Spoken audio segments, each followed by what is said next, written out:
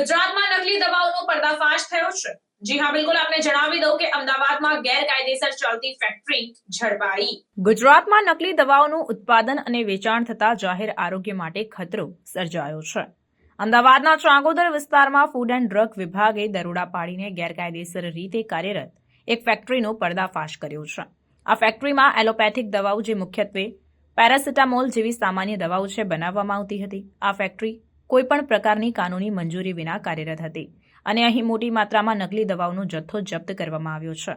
ઘટનાની વિગતોની જો વાત કરીએ તો ફૂડ એન્ડ ડ્રગ વિભાગે ફેક્ટરીમાંથી લગભગ 30 લાખ રૂપિયાનો દવાઓનો જથ્થો જપ્ત કર્યો છે। ફેક્ટરીમાં દવાઓનું ઉત્પાદન ધોખાધડીપૂર્વક કરવામાં આવતું હતું અને લોકોના આરોગ્ય સાથે ચેડા કરવામાં આવી રહ્યા હતા।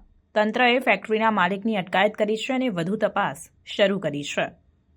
સાવચેત રહેવાની અપીલ પણ કરવામાં આવી છે। રાજ્યના નાગરિકોને સલાહ આપવામાં આવી છે કે તેઓ દવાઓ હંમેશા સત્તાવાર મેડિકલ સ્ટોર્સથી ખરીદે। શંકાસ્પદ દવાઓ વિશે તરત તંત્રને જાણ કરવા વિનંતી કરવામાં આવી છે।